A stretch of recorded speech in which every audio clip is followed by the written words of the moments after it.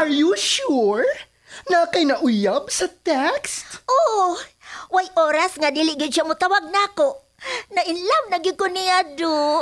Kita na day kaniya. Oo, kay nag-send man siya nako picture sa messenger. Gwapo kay siya do. Sus mo na siyang artista.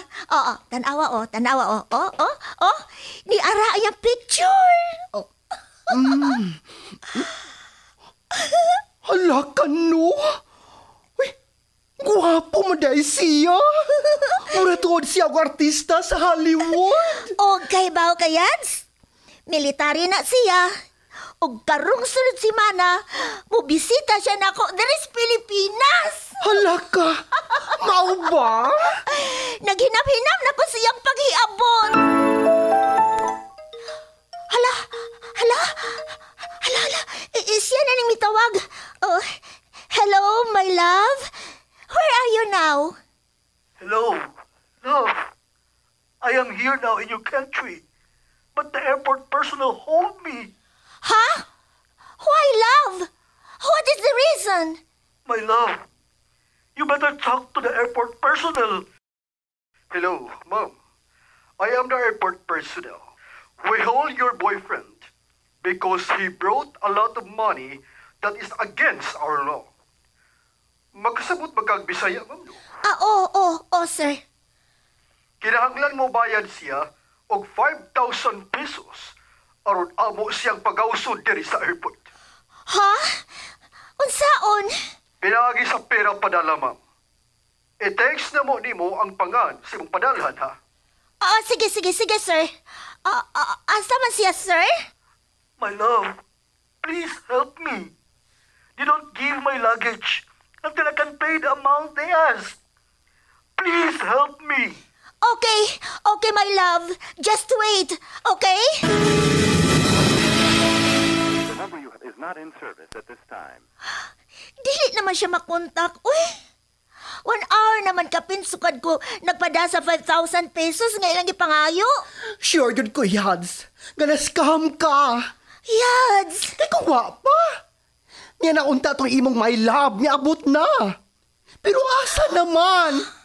Dili na makontak kanyang number. Ginoo ko. Wa mo kami patuon ako. Kaya atat na atat ka nang makakita si mong uyab nga foreigner nga military ko, no? Di ay to, scam. Mga baga sila now. Mo nag-iingon. Nga lesson learned. Next time, ayaw na patuntuoy. Kay daghan na kayo mga scammer. Makalagot! Makalagot! TextMate. Ever seen the sun go down above you? Ever had your dreams come crashing on you? Mga nagkalinlaing sugilanon nga namugna. Pinaagi lang sa TextMate. Dunay pipila nga nindot ang ilang istorya. Tungod lang sa TextMate. Duna say pipila nga nadaot ang ilang kaugmaon tungod lang usab sa TextMate. Ikaw, unsay imong sugilanon? Pinaagi sa TextMate. Ang inyong mga sugilanon pagabuhatan og drama sa radyo ni Uma Cum Laude ubos sa direksyon ni Flor Horulan Alpis. Pagabituunan sa mga artista sa radyo, telebisyon og entablado sa Sugbo. Kining tanan, kinasingkasing nga gidalit kanato sa Cebu's Extremes Travel and Entertainment Provider Corporation. Ubos sa supervision ni Ver Urig sa Linas Nodalo. Ipabati kanato sa Bumbo Radio Production Center, Cebu. TextMate.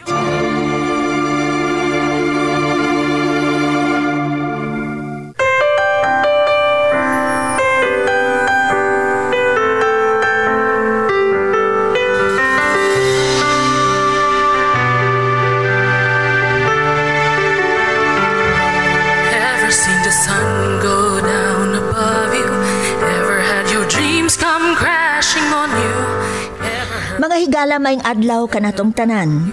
Ninihigayon na, atong ipadayon ang sugilanon sa atong letter sender nga wa nato mahuman sa niaging adlaw nga hatagan sa pagtagad dinhi sa tulumanon. TextMate. Mayong adlaw sa tanan. Kay nung duman, Akong nahimamat si Roland sa personal. Sa sinugdanan, dili ko attracted niya tungod bakaha kay baduy siyang manamit. Wa dayon ako gihatag ang akong pagsalig niya tungod kay sa text lang mi nag-ila. Kapin usa ka tuig sa nako siya nga nahimong constant textmate, una mi nag-decide nga magkita sa personal. Hangtod nga akong gidawat ang iyang gugma ug ako siyang gipaila sa akong mga ginikanan nga akong ginigugma. Mahigayon sad nga may bisita ko sa ilang lugar aron nga mahimamat sad nako ang iyang pamilya. Sa ingon ini nga paagi, masuhito ko niya ug ingon man usab siya nga rin ako. Buhong kaayo ko sa mga prutas sa matagigayon nga mobisita siya sa bay. Kay abunda man kaayo ang ilang lugar sa nagkadaiyang mga prutas. Hinay-hinay na akong giistudyuhan ang iyang batasan. Tambag na ako sa mga ladies nga dunay mga karelasyon nga kinahanglan, i-background check yun nato ang usa ka lalaki una ta mo commit nga makigminyo niya. Kay lisod kaayo kung makatumungtag kapikas sa kinabuhi nga irresponsable og immature. Basig magkwintas lang tagbukog tungod sa sobrang konsumisyon sa atong mga partner.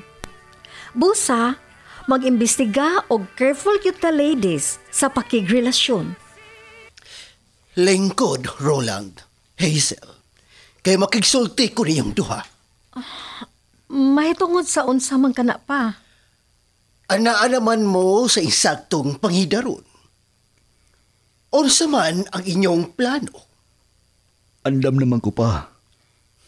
Kung mao, nganong dili man nato itakda ang schedule sa inyong kasal? Way problema na ko pa. Hazel, gusto na kong madungog ang imong opinion. Mas okay tingali pa kung sa December na lang itakda ang kasal. Aron taas ang panahon sa pagpangandam. Roland, usa may imong opinion sa suhestyon ni Hazel? Pabor ko pa kung sa December. Kay tinghatag og benepisyo sa gobyerno. Madugang sa budget sa among kasal. Oh, sige. Oyon ko sa inyong desisyon. Salamat pa.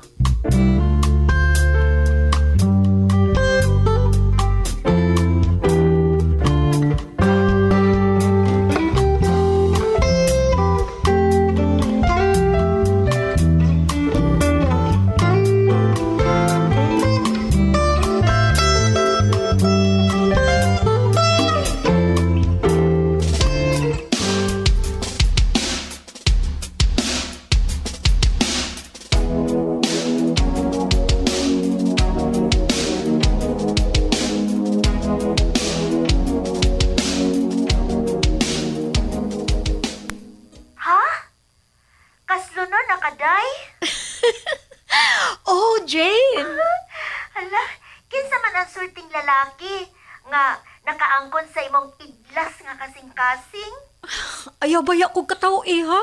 Oh, nga naman di ay. Ako siyang textmate. Textmate? Oh, Jane. Constant textmate na ko siya. Sud sa kapin sa usa ka tuig. Hala ka no?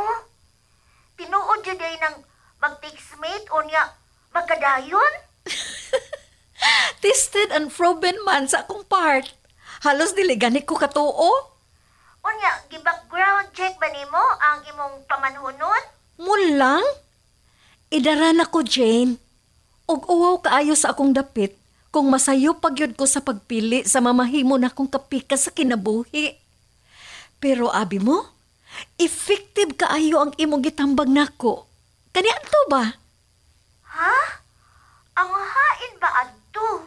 Matud mo nako, be specific with your prayers. Labi na kung ang pagpangitag kapi ka sa kinabuhi ang hisgutan. Ay, husto ka day. Kinahanglang iampok yun nimo sa atong labaw nga makagagahom ang lalaki nga para nimo. Kay lisod kun masayop ka sa pagpili sa imong pamanhunon. Disaster.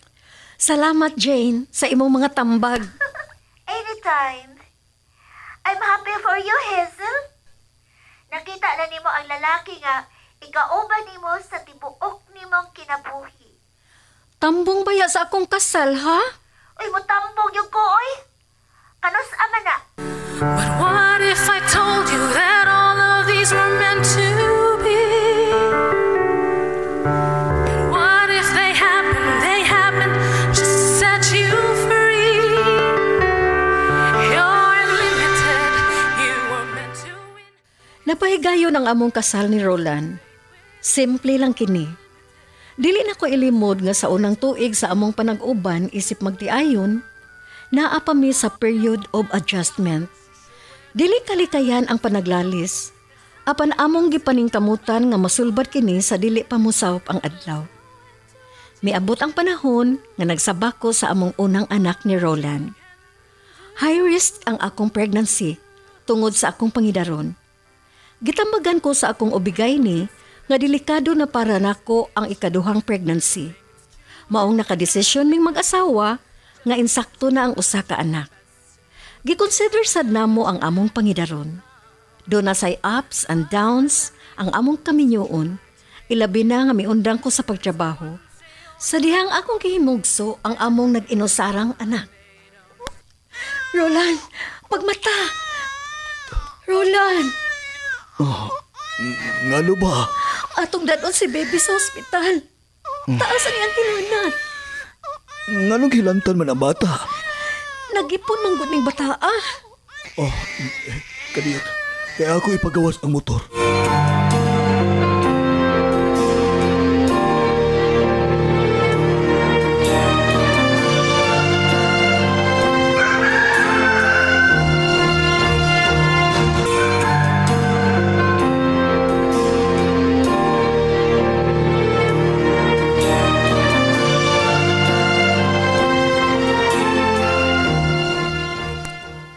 Lan, mahimo batang magsulti?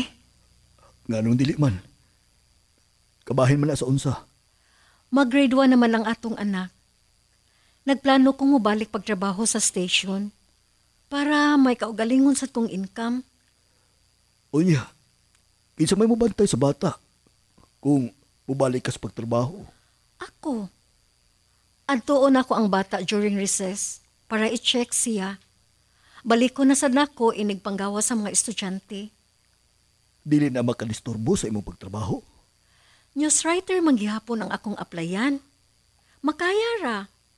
Time management raman ang importante. Kung makaya nimo, nahala sige. Tugtanta ka. Salamat sa imong pagsabutlan. 5 ka tuig na sad kong nag-standby diri sa bay. Laay kaayo kung way trabaho, oy. Wa ko maanad-ana. Basta, hatagi gyud og priority ang bata.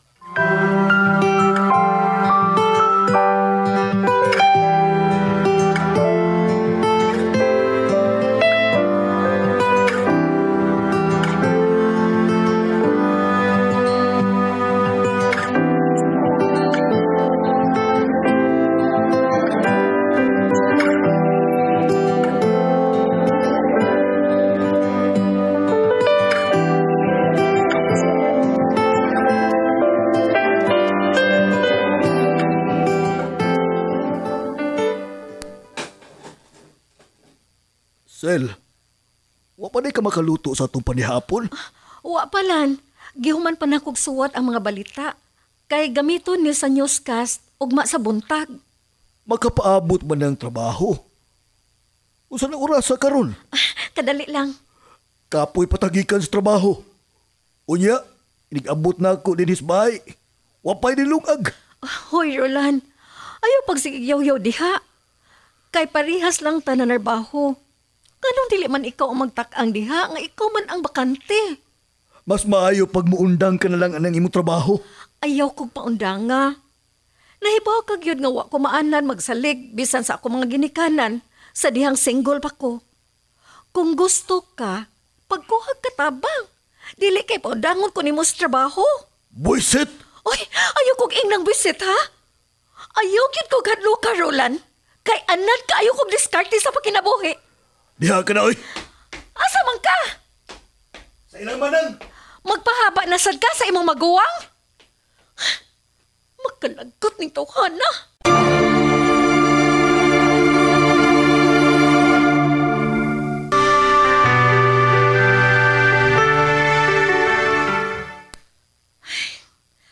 higit na 11 sa gabi eh. Apanwa pa ang akong bana. Mas maayo pang akong tawagan si Manang sa cellphone. Hazel, abli ang pultahan. Si Roland na ka nang miabot. Naana si Roland.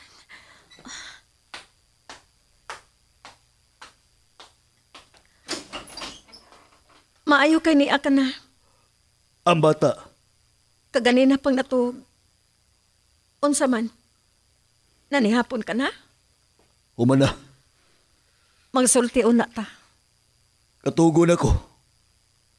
Usayo po ko sa trabaho, ugba. Dili ta matuog nga dili masulbad ning atong problema. Okay. Pasensya na sa nahitabo ganina. Dalang to sa akong kakapoy. Sorry, Sab. Sa ako nasulti nimo. Maningkamot kung dili na kanto mausab. Igo na ka na. Sige, mga tuog na ta. Peace. Thank you, Zell, for being my wife.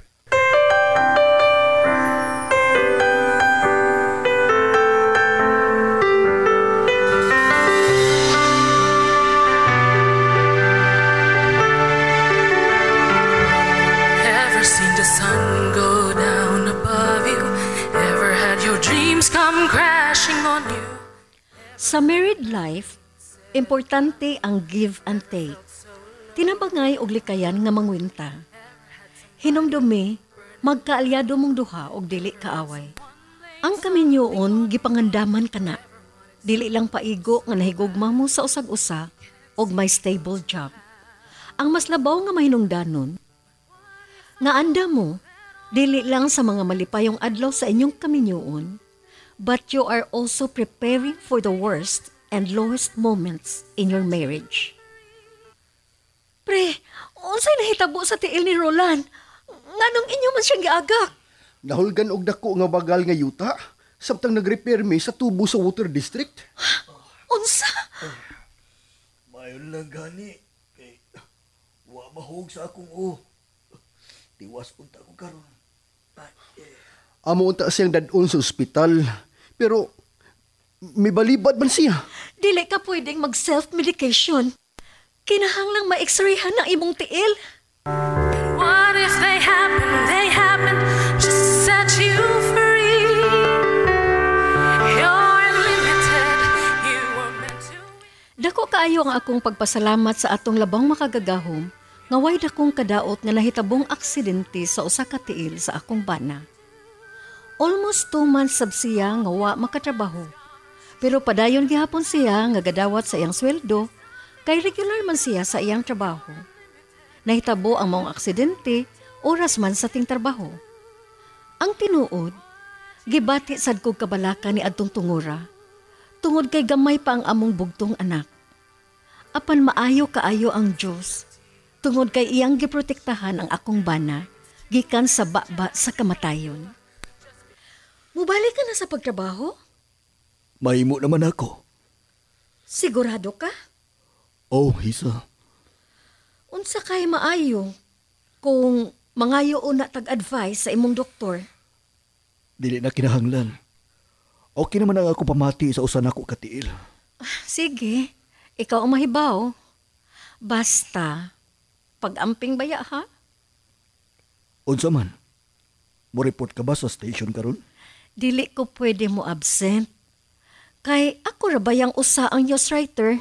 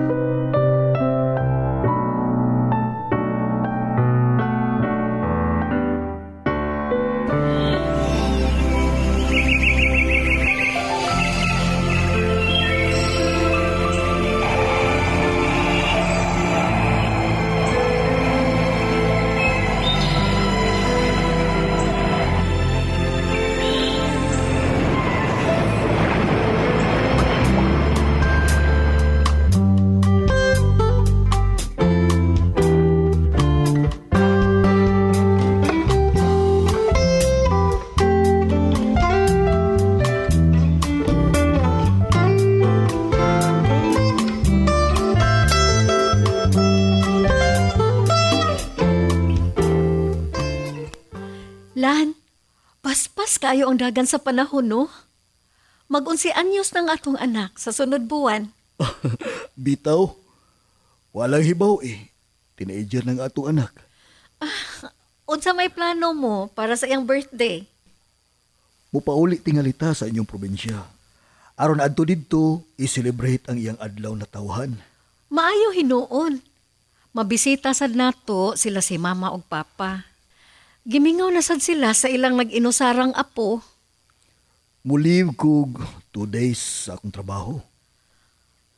Kininglan. Unsa kay maayo, no? Kung mga ligo tagdagat sa iyang birthday? Pwede sab. Sige. Ato ng pangandaman. May nalimtan ka? Unsa man? Ang ato dieng wedding anniversary. Dili mahitabong malimtan ko. Ang adlaw sa atong kasal. 15 years of marriage is more than a gift. We're so blessed.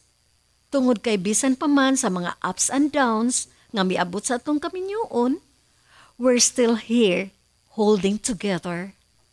Thank you for choosing me to spend your life with me. Kinsay magdahom?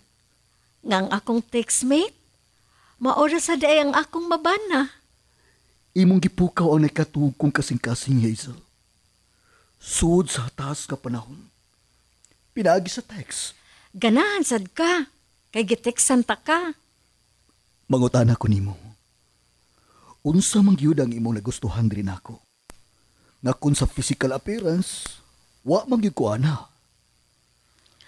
As mature individual, I come to realize that inner qualities such as character and mindset ang mas labaw nga mahinungdanon kung itandi sa physical appearance sa usa ka tawo. Why? Because it fades. Samtang nagkaedad ang tawo, nagka-mature sad ang iyang paghuna-huna o way laing importante para niya kundili ang kinaiya. Wa ka magmahay? Nga ako ang nahimo mong kapika sa kinabuhi. Para nako, why perpekto nga kaminyoon? Og sama ra nga why perpekto nga asawa og bana. Kinahanglang makamautang mo dawat sa sayop sa matag usa. Marriage is not all about feelings, but it takes true love, patience, understanding, trust, and acceptance to make it work.